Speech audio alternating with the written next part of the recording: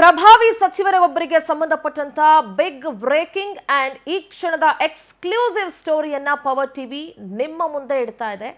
Audio ಸಮೇತ ದಾಖಲೆಗಳ ಸಮೇತ power TV big and biggest exclusive ಸ್ಟೋರಿಯನ್ನ ನಿಮ್ಮ ಮುಂದೆ ಇಡ್ತಾ ಇದೆ.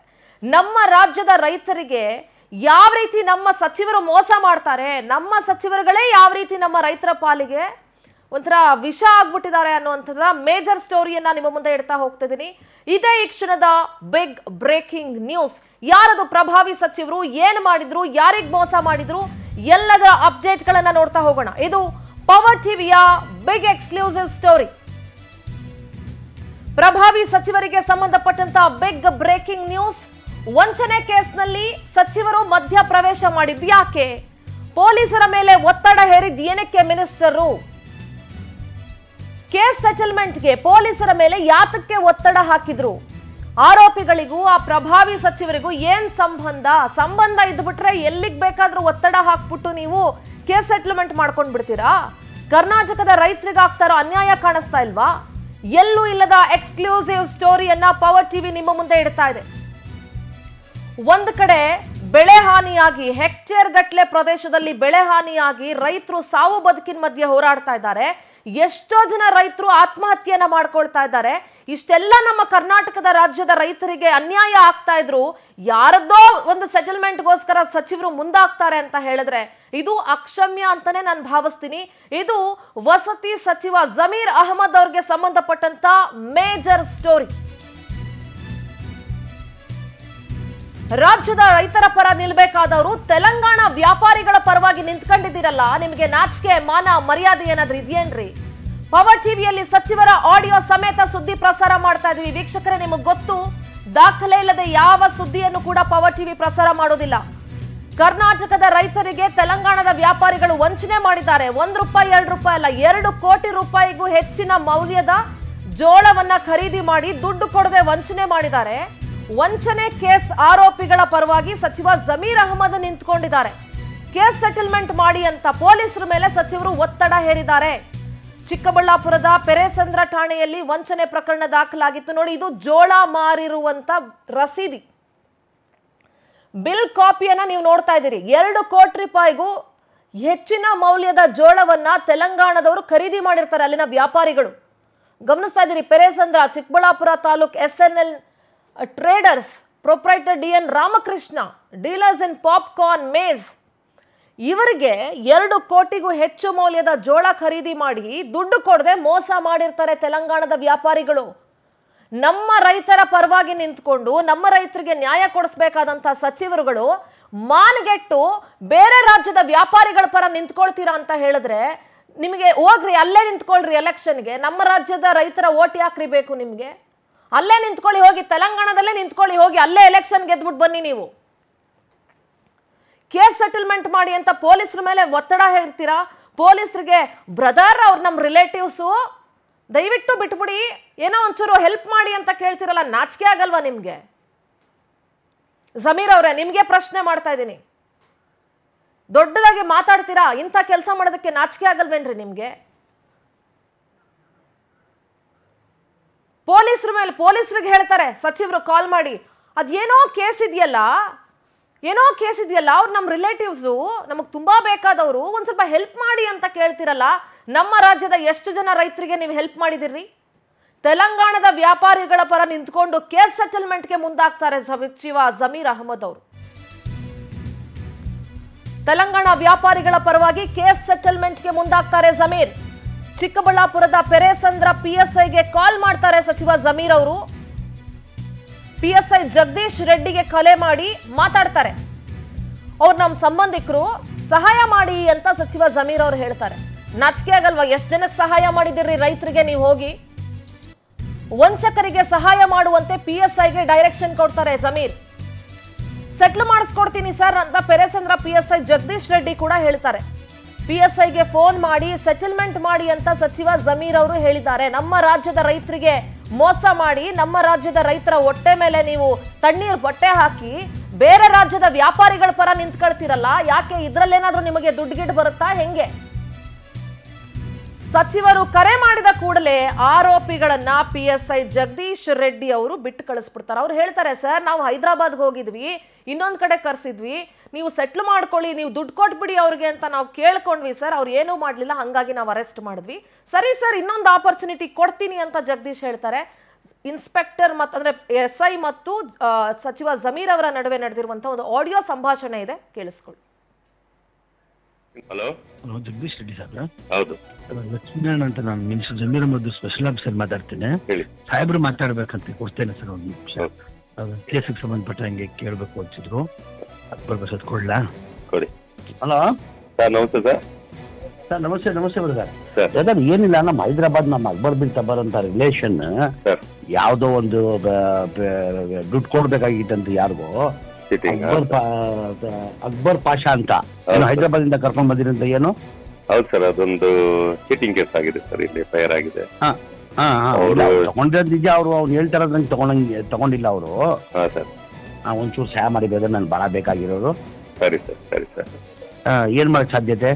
ಈಗ ಅವ್ರಿಗೆ ನಾವು ಚಾನ್ಸ್ ಕೊಟ್ಟಿವಿ ಸರ್, ಸೆಟಲ್ ಮಾಡ್ಕೊಳ್ಳಿ, ಕ್ಲಿಯರ್ ಮಾಡ್ಕೊಳ್ಳಿ, ನಾವು ಕೇಸ್ ಕ್ಲೋಸ್ ಮಾಡ್ತೀವಿ ಅಂತ. ಅಲ್ಲಿನೂ ಹೈದರಾಬಾದ್ಗೆ ಹೋಗಿ ಅಲ್ಲಿನೂ ಕೊಟ್ವಿ, ಇಲ್ಲಿನೂ ಕರೆದು ಹೇಳಿದ್ವಿ, ನೀವು ಇಲ್ಲೇ ಕುತ್ಕೊಂಡು ಸೆಟಲ್ ಮಾಡಿದ್ರೆ ನಾನು ಬಿ ರಿಪೋರ್ಟ್ ಹಾಕೊಳ್ತೀನಿ. ಬಟ್ ಅವ್ರೇನು ಈಗೋ ಪ್ರಶ್ನೆ ಅವ್ರಿಗೂ ಇವ್ರಿಗೂ, ಅವ್ರು ಹೋಗ್ತಾ ಇಲ್ಲ, ಇವ್ರು ಹೋಗ್ತಾ ಇಲ್ಲ. ಒಂದ್ ಚಾನ್ಸ್ ಕೊಟ್ಟಿ, ಸ್ವಲ್ಪ ದಿನ ಟೈಮ್ ಕೊಟ್ಟು ಬಂದ ಅವ್ರಿಗೆ ನಾವೀಗ ಸೆಟಲ್ ಮಾಡೋದಕ್ಕೆ ನಾವು ಅಪರ್ಚುನಿಟಿ ಕೊಡ್ತಾ ಇದೀವಿ ಸರ್. ಮಾಡ್ಕೊಳ್ಳಿ, ಅವ್ರು ಕಳ್ಸಿರೋದು ನಿಜಾನೇ, ತಗೊಂಡಿರೋದು ನಿಜ, ಅದು ಡಿನೇ ಮಾಡೋದಕ್ಕೆ ಡಾಕ್ಯುಮೆಂಟ್ ಇಲ್ಲ. ತಗೊಂಡಿರೋದು ನಿಜ, ಕೊಟ್ಟಿರೋದು ನಿಜ. ಆಮೇಲೆ ಅವ್ನು ಹೇಳ್ದಂಗ ಅಷ್ಟು ದುಡ್ಡಿಲ್ಲ. ನನ್ ಮುಂದೆ ಹೇಳಿದ್ರೆ ನಾನು ಕ್ಲಿಯರ್ ಮಾಡ್ತಾ ಇದ್ದೆ ಸರ್. ಸುಮಾರು ಅಲ್ಲೂ ಹೈದರಾಬಾದ್ ಸೈಬರಾಬಾದ್ ಅಲ್ಲಿ ಇದೊಂದು ಅವಕಾಶ ಕೊಡಿ ಒಂದು ಸರ್. ಬರ್ಲಿ ಸರ್, ನಾನು ಸೆಟಲ್ ಕ್ಲಿಯರ್ ಮಾಡ್ಕೊಡ್ತೀನಿ ಸರ್. ಹಲೋ, ಜಗದೀಶ್ ರೆಡ್ಡಿ ಸಾಹೇಬ್ರ? ಹೌದು. ಲಕ್ಷ್ಮೀನಾರಾಯಣ ಅಂತ ನಾನು minister Zameer Ahmed special officer ಮಾತಾಡ್ತೇನೆ. ಸಾಹೇಬ್ರು ಮಾತಾಡ್ಬೇಕಂತ ಕೊಡ್ತೇನೆ ಸರ್ ಒಂದು ನಿಮಿಷ. ಕೇಸಿಗೆ ಸಂಬಂಧಪಟ್ಟಂಗೆ ಕೇಳಬೇಕು ಅಂತಿದ್ರು, ಅಕ್ಬರ್ ಬಸತ್ ಕೊಡ್ಲಾ? ಕೊಡಿ. ಹಲೋ ಸರ್, ನಮಸ್ತೆ ಸರ್. ಸರ್ ನಮಸ್ತೆ ಬ್ರದರ್. ಏನಿಲ್ಲ, ನಮ್ಮ ಹೈದರಾಬಾದ್ ನಮ್ಮ ಅಕ್ಬರ್ ಬಿನ್ ತಬರ್ ಅಂತ ರಿಲೇಷನ್ ಯಾವುದೋ ಒಂದು ದುಡ್ಡು ಕೊಡ್ಬೇಕಾಗಿತ್ತಂತ ಯಾರಿಗೋ, ಅಕ್ಬರ್ ಪಾಷಾ ಅಂತ ಹೈದರಾಬಾದ್ ಇಂದ ಕರ್ಕೊಂಡ್ ಬಂದಿರಂತ. ಏನು? ಹೌದು ಸರ್, ಅದೊಂದು ಚೀಟಿಂಗ್ ಕೇಸ್ ಆಗಿದೆ ಸರ್, ಇಲ್ಲಿ ಫೈರ್ ಆಗಿದೆ. ತಗೊಂಡಿರೋದು ನಿಜ. ಅವ್ರು ಹೇಳ್ತಾರ ನಂಗೆ ತಗೊಂಡಿಲ್ಲ ಅವರು. ಒಂಚೂರು ಸಹಾಯ ಮಾಡಿ ಬ್ರದರ್, ನನ್ಗೆ ಭಾಳ ಬೇಕಾಗಿರೋರು. ಸರಿ ಸರ್, ಸರಿ ಸರ್. ಏನ್ ಮಾಡಕ್ ಸಾಧ್ಯತೆ? ಈಗ ಅವ್ರಿಗೆ ನಾವು ಚಾನ್ಸ್ ಕೊಟ್ಟಿವಿ ಸರ್, ಸೆಟಲ್ ಮಾಡ್ಕೊಳ್ಳಿ, ಕ್ಲಿಯರ್ ಮಾಡ್ಕೊಳ್ಳಿ, ನಾವು ಕೇಸ್ ಕ್ಲೋಸ್ ಮಾಡ್ತೀವಿ ಅಂತ. ಅಲ್ಲಿನೂ ಹೈದರಾಬಾದ್ಗೆ ಹೋಗಿ ಅಲ್ಲಿನೂ ಕೊಟ್ವಿ, ಇಲ್ಲಿನೂ ಕರೆದು ಹೇಳಿದ್ವಿ, ನೀವು ಇಲ್ಲೇ ಕುತ್ಕೊಂಡು ಸೆಟಲ್ ಮಾಡಿದ್ರೆ ನಾನು ಬಿ ರಿಪೋರ್ಟ್ ಹಾಕೊಳ್ತೀನಿ. ಬಟ್ ಅವ್ರೇನು ಈಗೋ ಪ್ರಶ್ನೆ ಅವ್ರಿಗೂ ಇವ್ರಿಗೂ, ಅವ್ರು ಹೋಗ್ತಾ ಇಲ್ಲ, ಇವ್ರು ಹೋಗ್ತಾ ಇಲ್ಲ. ಒಂದ್ ಚಾನ್ಸ್ ಕೊಟ್ಟಿ, ಸ್ವಲ್ಪ ದಿನ ಟೈಮ್ ಕೊಟ್ಟು ಬಂದ ಅವ್ರಿಗೆ ನಾವೀಗ ಸೆಟಲ್ ಮಾಡೋದಕ್ಕೆ ನಾವು ಅಪರ್ಚುನಿಟಿ ಕೊಡ್ತಾ ಇದೀವಿ ಸರ್. ಮಾಡ್ಕೊಳ್ಳಿ, ಅವ್ರು ಕಳ್ಸಿರೋದು ನಿಜಾನೇ, ತಗೊಂಡಿರೋದು ನಿಜ, ಅದು ಡಿನೇ ಮಾಡೋದಕ್ಕೆ ಡಾಕ್ಯುಮೆಂಟ್ ಇಲ್ಲ. ತಗೊಂಡಿರೋದು ನಿಜ, ಕೊಟ್ಟಿರೋದು ನಿಜ. ಆಮೇಲೆ ಅವ್ನು ಹೇಳ್ದಂಗ ಅಷ್ಟು ದುಡ್ಡಿಲ್ಲ. ನನ್ ಮುಂದೆ ಹೇಳಿದ್ರೆ ನಾನು ಕ್ಲಿಯರ್ ಮಾಡ್ತಾ ಇದ್ದೆ ಸರ್. ಸುಮಾರು ಅಲ್ಲೂ ಹೈದರಾಬಾದ್ ಸೈಬರಾಬಾದ್ ಅಲ್ಲಿ ಇದೊಂದು ಅವಕಾಶ ಕೊಡಿ ಒಂದು ಸರ್. ಬರ್ಲಿ ಸರ್, ನಾನು ಸೆಟಲ್ ಕ್ಲಿಯರ್ ಮಾಡ್ಕೊಡ್ತೀನಿ ಸರ್. ಹಲೋ, ಜಗದೀಶ್ ರೆಡ್ಡಿ ಸಾಹೇಬ್ರ? ಹೌದು. ಲಕ್ಷ್ಮೀನಾರಾಯಣ ಅಂತ ನಾನು minister Zameer Ahmed special officer. ಕೇಳಿಸ್ಕೊಂಡ್ರಲ್ಲ ಜಮೀರ್ ಅವರ ಮಾತುಗಳನ್ನ. ನಮಗ್ ಬಹಳ ಬೇಕಾದವರು, ನಮ್ಮ ರಿಲೇಷನ್, ಅವ್ರನ್ನ ಬಿಟ್ಟು ಕಳಿಸ್ಬಿಡಿ, ನೀವು ಏನಾದ್ರೂ ಒಂದು ಹೆಲ್ಪ್ ಮಾಡಿ ಅಂತ ಹೇಳ್ತಾರಲ್ಲ. ಅವ್ರು ಹೇಳಿದ ತಕ್ಷಣ PSI ಬಿಟ್ಟು ಕಳಿಸ್ತಾರೆ. ಅಲ್ಲರಿ, ನಿಮ್ಮ ಸರ್ಕಾರ ಕೊಲೆ ಮಾಡಿದವ್ರನ್ನ, ಸುಲಿಗೆ ಮಾಡಿದವ್ರನ್ನ, ದರೋಡೆ ಮಾಡಿದವ್ರನ್ನೆಲ್ಲ ನೀವು ಬಿಟ್ಬಿಟ್ಟು ಕೇಸ್ ಮುಚ್ಚಿಸ್ಬಿಟ್ಟು ಕಳಿಸ್ತಾ ಇರ್ತೀರ. ದಂಧೆ ಮಾಡಿದವ್ರನ್ನ, ಜೊತೆಗೆ ಈ ಕೋಮು ದ್ವೇಷ ಹುಟ್ಟಾಕೋರ್ನೆಲ್ಲ ನೀವು ಕೇಸ್ ಕ್ಲೋಸ್ ಮಾಡ್ಬಿಟ್ಟು ಬಿಟ್ಟು ಕಳಿಸ್ತೀರಾ. ಜಮೀರ್ ಅಹಮದ್ ಅವ್ರು ನೋಡಿದ್ರೆ ನೇರವಾಗಿ ನಮ್ಮ ರಿಲೇಷನ್ ಬಿಟ್ಟು ಕಳಿಸ್ಬಿಡಿ, ಅವ್ರು ತಗೊಂಡಿರೋದು ನಿಜ, ಇವ್ರು ಕೊಟ್ಟಿರೋದು ನಿಜ, ಇನ್ನೊಂದು ಚಾನ್ಸ್ ಕೊಡಿ ಅಂತ ಕೇಳ್ತಿರಲ್ಲ. ನಿಮಗೆ ನಾಚಿಕೆ ಮಾನ ಮರ್ಯಾದೆ ಏನಾದರೂ ಇದ್ರೆ ಜಮೀರ್ ಅವರೇ, ನೀವು ಯಾರನ್ನ ಬಿಟ್ಟು ಕಳಿಸಿದಿರಾ ಅವ್ರ ಹತ್ರ ದುಡ್ಡು ಇಸ್ಕೊಂಬಂದು ನಮ್ಮ ರಾಜ್ಯದ ರೈತರಿಗೆ ಕೊಡಿ. ಚಿಕ್ಕಬಳ್ಳಾಪುರ ರೈತರಿಂದ ತೆಲಂಗಾಣದ ವ್ಯಾಪಾರಿಗಳು ಜೋಳವನ್ನ ಖರೀದಿ ಮಾಡ್ತಾರೆ. ಚಿಕ್ಕಬಳ್ಳಾಪುರ ರೈತರು ತೆಲಂಗಾಣದ ವ್ಯಾಪಾರಿಗಳಿಗೆ ಜೋಳ ಮಾರಾಟ ಮಾಡ್ತಾರೆ. ಫೆಬ್ರವರಿಯಿಂದ ಜುಲೈವರೆಗೂ ಮೆಕ್ಕೆಜೋಳ ಮಾರಿದ್ರು ಪೆರೇಸಂದ್ರದ ರೈತರು.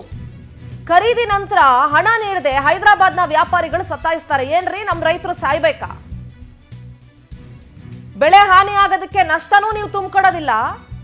ಇಲ್ಲಿ ಈ ತರ ಸೆಟ್ಲ್ಮೆಂಟ್ಗಳನ್ನ ಬೇರೆ ಮಾಡಿಸ್ತೀರಾ. ಒಂದು ಬೋರ್ಡ್ ಹಾಕೊಳ್ಳಿ, ಸೆಟ್ಲ್ಮೆಂಟ್ ಮಾಡಿಸ್ತೀನಿ ನಾನು, ಸಚಿವ ಅಲ್ಲ ನಾನು ಅಂತ.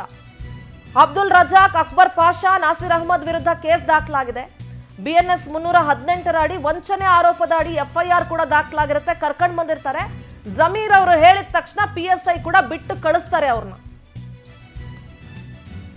ಪೊಲೀಸರ ಮೇಲೆ ನೀವು ಎಂತೆಂಥ ಪ್ರಕರಣಗಳಲ್ಲಿ ಒತ್ತಡ ಹೇರ್ತಾ ಇದ್ದೀರಾ ಅನ್ನೋದು ಇದೊಂದು ಎಕ್ಸಾಂಪಲ್. ಇದು ಒಂದು ಕೆಲಸ ಮಾಡಿ, ನೀವು ಸಚಿವರು ಅಂತ ತೆಗೆದುಬಿಟ್ಟು ಸೆಟಲ್ಮೆಂಟ್ ಏಜೆಂಟ್ ಅಂತ ಬೋರ್ಡ್ ಹಾಕೊಳ್ಳಿ ಜಮೀರ್ ಅವರೇ ನಿಮ್ಮ ಆಫೀಸಲ್ಲಿ. ನೋಡೋಣ ನೀವು ಯಾವ್ಯಾವ ಸೆಟಲ್ಮೆಂಟ್ಗಳಿಗೆ ಫೋನ್ ಮಾಡಿ ಪೊಲೀಸರ ಹತ್ರ ನೀವು ಮಾತಾಡಿಸ್ತೀರಾ ನೋಡ್ತೀನಿ. ನೋಡಿ, FIR ಪ್ರತಿಯನ್ನ ಗಮನಿಸ್ತಾ ಇದ್ದೀರಿ. FIR ಆಗಿರುತ್ತೆ. ಒಂದ್ ಕಡೆ ಆರೋಪಿಗಳ ಫುಟೇಜ್ಗಳನ್ನ ನೋಡ್ತಾ ಇದ್ದೀರಿ. BNS 318 ಅಡಿ ವಂಚನೆ ಆರೋಪದ ಅಡಿ FIR ದಾಖಲಾಗಿರುತ್ತೆ. ಎಷ್ಟು ಜನನ ಬಿಡಿಸ್ತೀರಿ ನೀವು ಇದೇ ತರ ಇನ್ಫ್ಲೂಯೆನ್ಸ್ ಮಾಡಿಸಿ? ಸಚಿವ ಅನ್ನೋದನ್ನ ತೆಗೆದುಬಿಟ್ಟು ಸೆಟಲ್ಮೆಂಟ್ ಏಜೆಂಟ್ ಅಂತ ನೀವು ಬೋರ್ಡ್ ಹಾಕೋಬೇಕು ಜಮೀರ್ ಅವರೇ. ನಮ್ಮ ರಾಜ್ಯದ ರೈತರಿಗೆ ಮೋಸ ಆಗ್ತಾ ಇರುತ್ತೆ, ಆತ್ಮಹತ್ಯೆ ಮಾಡ್ಕೊಳ್ತಾ ಇದ್ದಾರೆ. ಒಂದ್ ಕಡೆ ಸಾಲ ಮರುಪಾವತಿ ಮಾಡಿ ಅಂತ ಬ್ಯಾಂಕ್ ಅವ್ರು ಹಿಂಸೆ ಕೊಡ್ತಾ ಇರ್ತಾರೆ. ಇನ್ನೊಂದ್ ಕಡೆ ಮಳೆಯಿಂದ ಹೆಕ್ಟೇರ್ ಗಟ್ಟಲೆ ಪ್ರದೇಶದಲ್ಲಿ ಬೆಳೆ ಹಾನಿ ಆಗಿರುತ್ತೆ. ಕೈಗೆ ಬಂದು ತುತ್ತು ಬಾಯಿಗಿಲ್ದಿರೋ ತರ ಆಗಿರುತ್ತೆ ರೈತರಿಗೆ. ಕೋಟ್ಯಾಂತರ ರೂಪಾಯಿಗೆ ನೀವು ಜೋಳ ತಗೊಂಡ್ಬಿಟ್ಟು ನಿಮ್ಮ ಸಂಬಂಧಿಕರು ಅಂತ ಹೇಳ್ಕೊಂಡಿದ್ದೀರಲ್ಲ, ರಿಲೇಷನ್ ಅಂತ ಹೇಳ್ಕೊಂಡಿದ್ದೀರಲ್ಲ, ನಿಮ್ಮ ರಿಲೇಷನ್ಗಳು ಕೋಟ್ಯಾಂತರ ರೂಪಾಯಿಗೆ ರೈತರಿಂದ ಜೋಳ ಖರೀದಿ ಮಾಡ್ಬಿಟ್ಟು ದುಡ್ಡು ಕೊಡದೆ ಆಟ ಆಡಿಸ್ತಾ ಇದ್ರೆ ಅವ್ರ ಪರವಾಗಿ ನೀವು ಇನ್ಫ್ಲೂಯೆನ್ಸ್ ಮಾಡಿಸ್ತೀರಾ?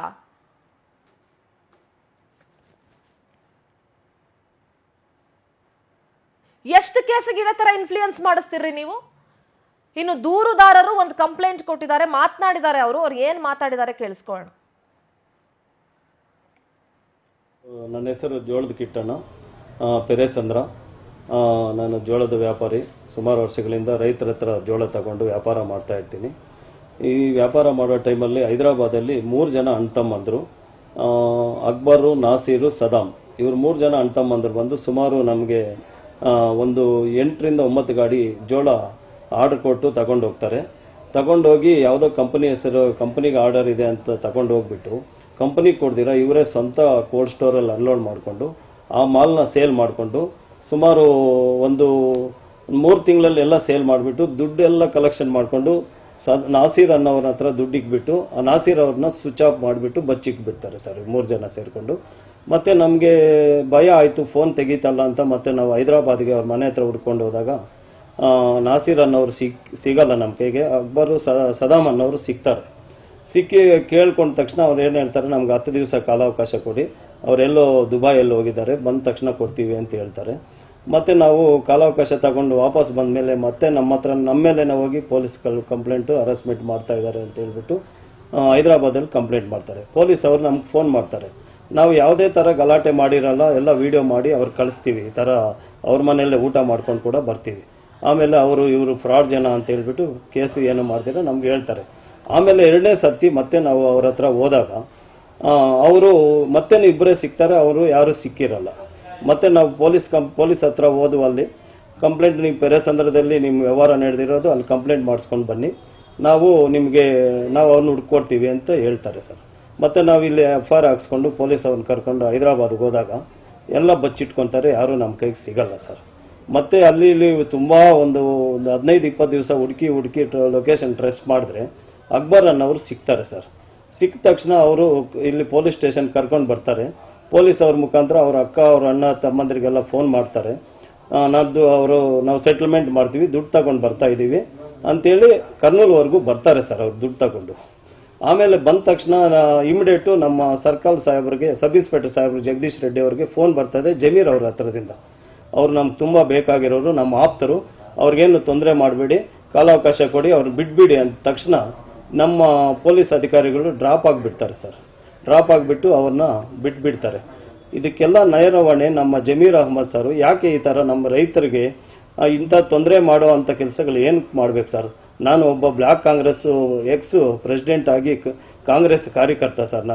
ನಮಗೆ ಈ ಥರ ಅನ್ಯಾಯ ಮಾಡ್ತಾ ಇದ್ದಾರೆ. ನಮ್ಮಂಥ ರೈತರು, ನಮ್ಮ ಬಡವರಿಗೆ ಯಾರು ಎಲ್ಲಿ ಸರ್ ನ್ಯಾಯ ಇದೆ? ಎಲ್ಲೋ ಹೈದರಾಬಾದಲ್ಲಿ ಇರೋರಿಗೆ ಕುಮ್ಮಕ್ಕೆ ಕೊಟ್ಬಿಟ್ಟು ಈ ಥರ ಆಪ್ತರಿಗೆ ಸಹಾಯ ಮಾಡಿ ದುಡ್ಡು ಕೊಡ್ದಿರ ಮಾಡ್ತಾರೆ ಅಂದರೆ ಅವ್ರು ಎಷ್ಟೊಂದು ದುರ್ಬುದ್ಧಿ ಇದೆ ನಮ್ಮ ಜಮೀರ್ ಅಹ್ಮದ್ ಹತ್ರ ಅಂತ ನಾವು ಆ ಪವರ್ TV ಚಾನಲ್ ಮುಖಾಂತರ ಬಂದು ನ್ಯಾಯ ಬೇಕು ಅಂತೇಳಿ ಕೇಳಕ್ಕೆ ಬಂದಿದ್ದೀವಿ ಸರ್. ನನ್ನ ಹೆಸರು ಜೋಳದ ಕಿಟ್ಟಣ್ಣ ಪೆರೇಸಂದ್ರ. ನಾನು ಜೋಳದ ವ್ಯಾಪಾರಿ. ಸುಮಾರು ವರ್ಷಗಳಿಂದ ರೈತರ ಹತ್ರ ಜೋಳ ತಗೊಂಡು ವ್ಯಾಪಾರ ಮಾಡ್ತಾ ಇರ್ತೀನಿ. ಈ ವ್ಯಾಪಾರ ಮಾಡೋ ಟೈಮಲ್ಲಿ ಹೈದರಾಬಾದಲ್ಲಿ 3 ಜನ ಅಣ್ತಮ್ಮಂದರು. ಎಸ್, ರಾಮಕೃಷ್ಣ ದೂರುದಾರರ ಮಾತುಗಳನ್ನ ನೀವು ಕೇಳಿಸ್ಕೊಂಡ್ರೆ ಅವರೇ ಹೇಳ್ತಾರೆ, ನಾನು ಮಾಜಿ ಬ್ಲಾಕ್ ಕಾಂಗ್ರೆಸ್ ಅಧ್ಯಕ್ಷ, ಕಾಂಗ್ರೆಸ್ ಕಾರ್ಯಕರ್ತನೆ, ಆದರೆ ಅದಕ್ಕಿಂತ ಮುಂಚೆ ನಾನೊಬ್ಬ ರೈತ, ನಮಗೆ ಅವ್ರು ಇಂಥ ಮೋಸ ಮಾಡ್ತಾರಲ್ಲ ಜಮೀರ್ ಅವರು, ಇವ್ರಿಗಿಂತ ದುರ್ಬುದ್ಧಿ ಯಾಕೆ ಅಂತ ನಾಚಿಕೆ ಆಗ್ಬೇಕ್ರಿ. ರಾಜ್ಯದ ರೈತರು ಇವತ್ತು ಒದ್ದಾಡ್ತಾ ಇದ್ದಾರೆ. ನಿಮ್ಗೆ ಯೋಗ್ಯತೆಗೆ ಬೆಳೆ ಪರಿಹಾರ ಸರಿಯಾಗಿ ಕೊಡೋಕ್ಕಾಗಲ್ಲ, ನಿಮಗೆ ರೈತರ ಕಷ್ಟಕ್ಕೆ ಸ್ಪಂದಿಸೋಕ್ಕಾಗಲ್ಲ. ನಿಮಗೆ ಆ ಹೈದರಾಬಾದಲ್ಲಿರೋ ಯಾರೋ ವ್ಯಾಪಾರಿ, ಅವನು ಮೋಸಗಾರ, ಅವನು ಫ್ರಾಡ್, ದೊಡ್ಡ ಫ್ರಾಡು. ಇಂಥ ಫ್ರಾಡ್ಗಳಿಗೆ ಹೆಲ್ಪ್ ಮಾಡೋದೇ ಜಮೀರ್ ಅವರೇ ನಿಮ್ಮ ಕೆಲಸನಾ? ಇಂಥ ಫ್ರಾಡ್ಗಳೆಲ್ಲ ನಿಮ್ಮ ಸಂಬಂಧಿಕರೇನ್ರಿ? ಬ್ರದರ್, ನನ್ನ ರಿಲೇಷನ್ನು, ಒಂಚೂರು ಹೆಲ್ಪ್ ಮಾಡಿ ಬ್ರದರ್ ಅಂತ ಕೇಳ್ತಿರಲ್ಲ, ನಾಚಿಕೆ ಆಗಲ್ವಾ ನಿಮಗೆ? ಒಬ್ಬ ಪೊಲೀಸ್ ಆಫೀಸರ್ ಹತ್ರ ಇಂಥ ಕೆಲಸ ಮಾಡಿಸೋದಕ್ಕೆ ನಿಮಗೆ? ರಾಜ್ಯದಲ್ಲಿ ಎಷ್ಟು ಒತ್ತಡ ಹೇರ್ತಾ ಇದ್ದೀರಾ ನೀವು ಹಾಗಾದ್ರೆ ಪೊಲೀಸರ ಮೇಲೆ? ನಮ್ಮ ರಾಜ್ಯದ ರೈತರಿಗಿಂತ ಸಚಿವ ಜಮೀರ್ ಅಹಮದ್ ಅವ್ರಿಗೆ ವಂಚಕರೇ ಇಂಪಾರ್ಟೆಂಟ್ ಆಗೋದ್ರಾ? ಅಷ್ಟೊಂದು ಇದ್ದಿದ್ರೆ ನೀವು ದುಡ್ಡು ಕೊಡಿಸಿ ಸೆಟ್ಲ್ಮೆಂಟ್ ಮಾಡಿಸಿ ನಮ್ಮ ರೈತರನ್ನ ಉಳಿಸ್ಬೇಕಾಗಿತ್ತು. ನೀವು ತೆಲಂಗಾಣದ ವಂಚಕರನ್ನ ರಕ್ಷಿಸೋದಕ್ಕೆ ಸಚಿವ ಜಮೀರ್ ಅಹಮದ್ ಅವ್ರು ಏನಕ್ಕೆ ಮುಂದಾದ್ರು? ಯಾಕೆ ಅಲ್ಲೂ ನಿಮ್ ಸರ್ಕಾರ ಇದೆ ಅಂತನಾ? ಸಚಿವ ಜಮೀರ್ ಅಹಮದ್ಗೂ ವಂಚಕರಿಗೂ ಏನ್ ಲಿಂಕ್ ಇದೆ? ನಿಮ್ದೇನಾದ್ರೂ ಬಿಸ್ನೆಸ್ ಇದೆಯೇನ್ರಿ ಅವ್ರ ಜೊತೆ ಜಮೀರ್ ಅವರೇ? ಈ ಬಗ್ಗೆ ಸ್ವತಃ ಸಚಿವ ಜಮೀರ್ ಅವರೇ ಸ್ಪಷ್ಟನೆಯನ್ನ ಕೊಡಬೇಕು. ನೀವೇ ಸ್ಪಷ್ಟನೆ ಕೊಡಬೇಕು ಜಮೀರ್ ಅಹಮದ್ ಅವರೇ. ನಿಮ್ಮದೇ ಆಡಿಯೋ ಅದು, ಪುನಃ ನಂದಲ್ಲ ಆಡಿಯೋ ಅಂತ ಹೇಳಿ ಪುನಃ ಅದನ್ನ FSL ಕಳಿಸಿ ಪುನಃ ಇನ್ನೊಂದು ಡ್ರಾಮಾಗಳೆಲ್ಲ ಬೇಡ. ಆ ಮಿನಿಸ್ಟರ್ ಅಂತ ಇದೆಯಲ್ಲ, ಅದನ್ನ ತೆಗೆದ್ಬಿಟ್ಟು ಸೆಟಲ್ಮೆಂಟ್ ಏಜೆಂಟ್ ಅಂತ ನಿಮ್ಮ ಆಫೀಸ್ ಮುಂದೆ ಬೋರ್ಡ್ ಹಾಕೊಳ್ಳಿ, ನೋಡೋಣ ಅವಾಗ ಎಷ್ಟೆಷ್ಟು ಜನದನ್ನ ನೀವು ಸೆಟಲ್ಮೆಂಟ್ ಮಾಡಿಸ್ತೀರಿ, ಪೊಲೀಸರ ಮೇಲೆ ಎಷ್ಟು ಒತ್ತಡಗಳನ್ನ ಹೇರ್ತೀರಿ ಅಂತ ಹೇಳಿ. ಅಕ್ಷಮ್ಯ ಜಮೀರ್ ಇದು, ನಾನು ಹೇಳ್ತಾ ಇದ್ದೀನಿ ನಿಮಗೆ. ನೀವು ಮಾಡಿದ್ದು 100% ತಪ್ಪು. ನಮ್ಮ ರಾಜ್ಯದ ರೈತರ ಪರವಾಗಿ ನಿಲ್ಲೋದನ್ನ ಬಿಟ್ಟು ನೀವು ಯಾರೋ ಕಂಡ ಫ್ರಾಡ್ ವ್ಯಾಪಾರಿಗಳ ಪರವಾಗಿ ನಿಂತ್ಕೊಂಡಿದ್ದೀರಾ ಅಂದ್ರೆ ನಿಮಗೂ ಅವ್ರಿಗೂ ಏನ್ ಸಂಬಂಧ? ಅಂತವ್ರ ಪರವಾಗಿ ನೀವು ಎಷ್ಟು ಇನ್ಫ್ಲೂಯೆನ್ಸ್ ಮಾಡ್ತೀರಾ ನಾವು ನೋಡ್ತೀವಿ.